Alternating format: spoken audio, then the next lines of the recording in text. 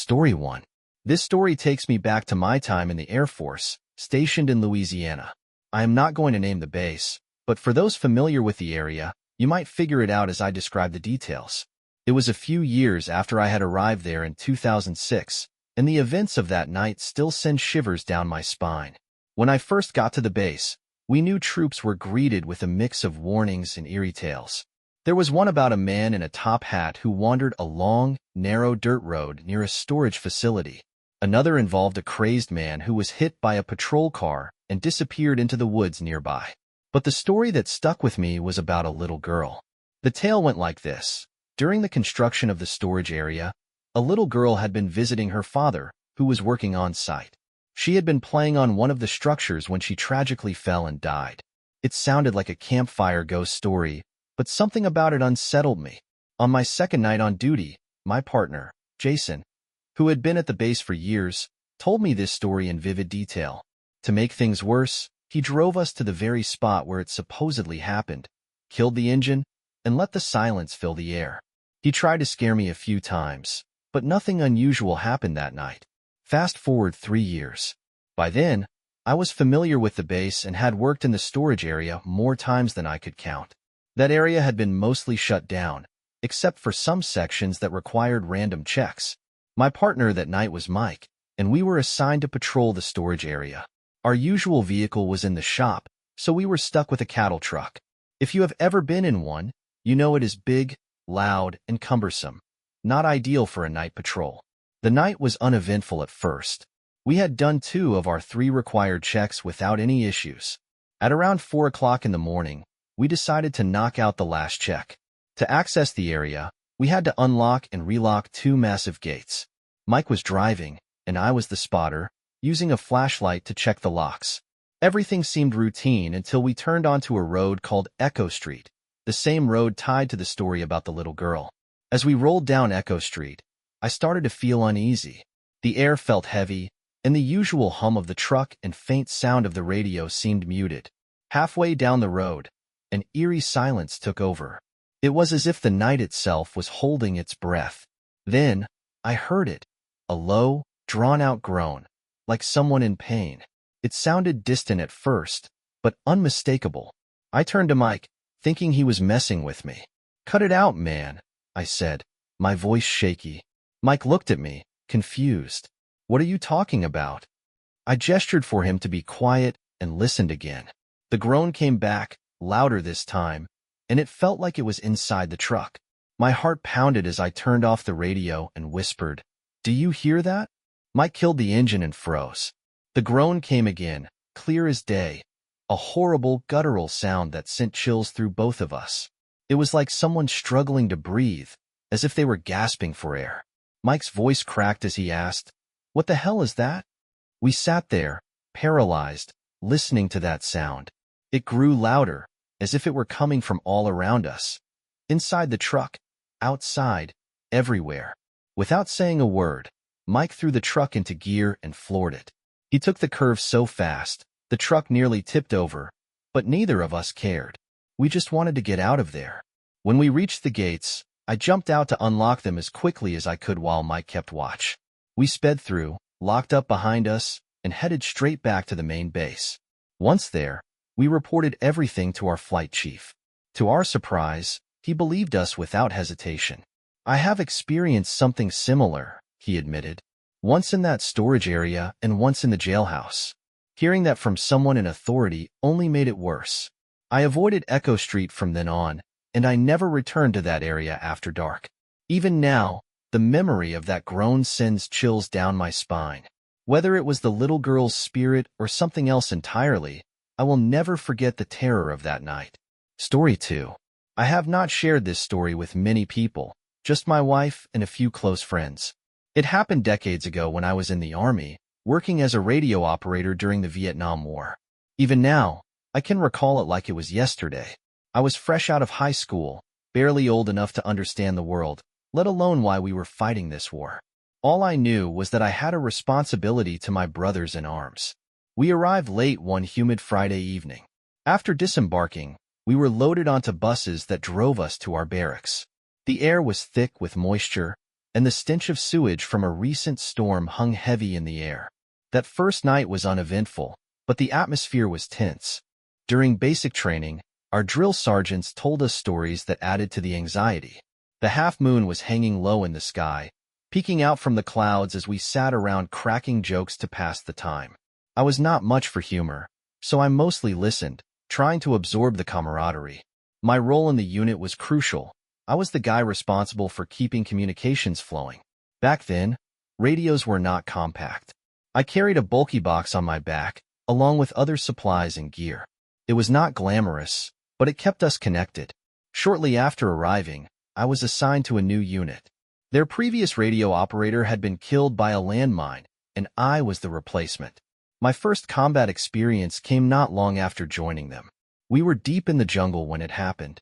Out of nowhere, the enemy opened fire. The sound was deafening, a chaotic symphony of gunfire and shouting.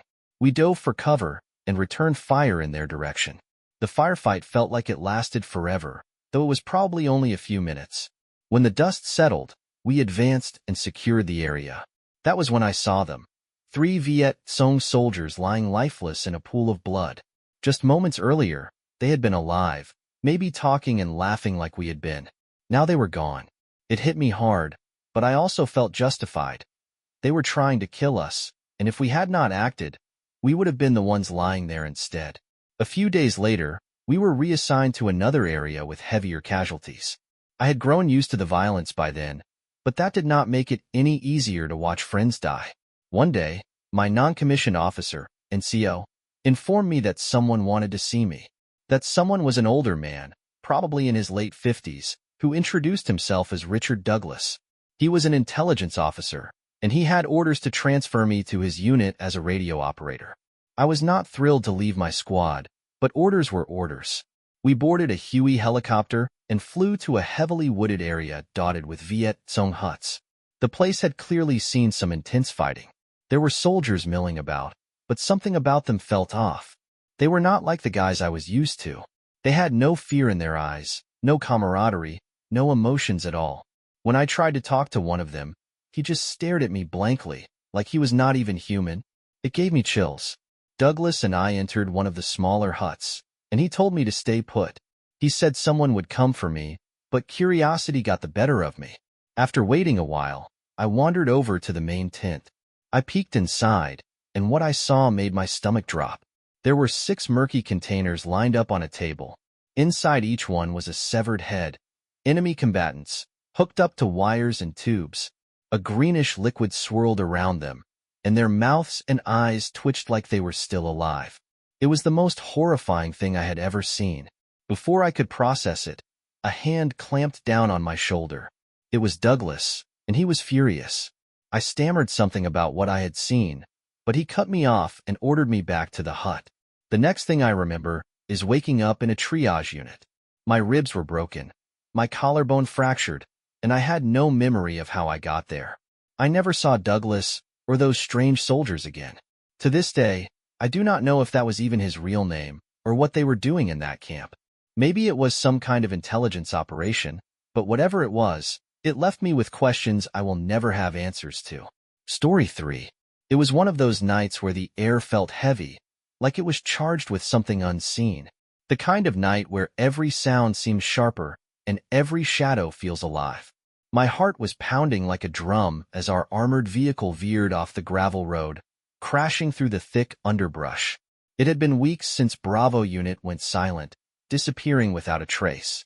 Nobody knew what happened to them, and that uncertainty was gnawing at all of us. Then, earlier that evening, a signal came through, their distress call. It was not the sign of relief we had hoped for, though. It was unsettling. All we heard was a sequence of numbers, 5, 8, 2, 4, 7, repeating over and over in a cold, mechanical tone. No voices, no explanations, just those numbers. And now here we were, following that eerie call, heading into the unknown. Sergeant Davis, are you sure this is it? I asked, my voice barely steady over the crackle of the radio. The fog was thick, wrapping around us like a shroud. Command says this is the place, Davis replied, his tone clipped. Stay sharp. The vehicle came to a halt, and we stepped out into the oppressive silence. The base ahead of us was lifeless, the buildings standing like skeletal remains. Broken windows, doors ajar, debris scattered everywhere. It was like a ghost town. A few weeks ago, this place had been alive with activity, and now it looked like it had been abandoned for years.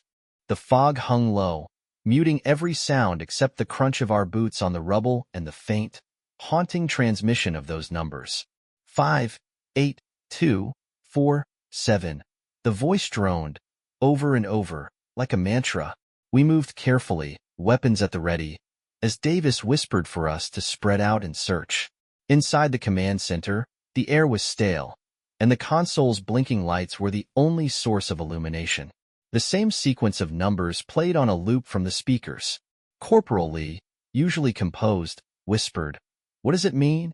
Her wide eyes reflected the glow of the monitors. "Commander Haskins might have known," Davis muttered, referencing the leader of Bravo Unit. But Haskins and his men were gone, and there was no sign of what happened. Not yet. The lab was where we found them.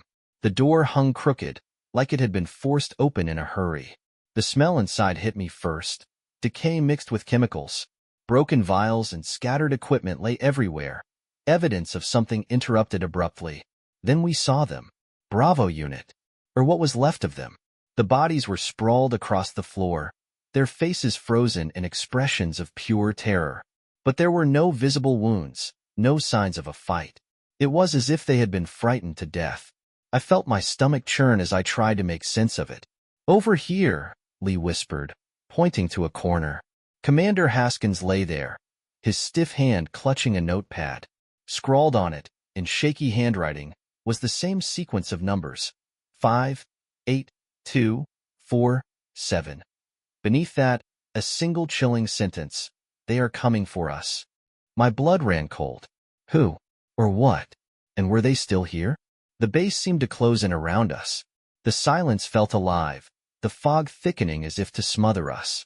Suddenly, we were running, panic driving us back toward the vehicle. The numbers still echoed in my mind, a relentless chant. Just as we reached the vehicle, a shadow emerged from the fog. It moved unnaturally, cloaked in darkness. I could not make out a face, just a form, and the icy dread that gripped me was unlike anything I had ever felt. "We need to go. Now." Davis's voice cut through my paralysis, and we scrambled into the vehicle. Lee's hands shook as she fumbled with the radio. "This is Alpha Unit calling command. Mayday, mayday. We need immediate extraction from Zone Bravo. Do you copy?" The radio hissed, and then came the reply. Not from command, but from the same relentless numbers: 5, 8, 2, 4, 7. Davis slammed the accelerator, the vehicle lurching forward as the base disappeared into the fog behind us. I glanced back once, and that shadowy figure was still there, unmoving, watching. It was gone in an instant, swallowed by the mist, but the terror lingered. "We cannot let this end here," Davis said after a long silence. His voice was firm, but I could hear the fear beneath it. "We need to figure out what those numbers mean. And what the hell happened to Bravo Unit?"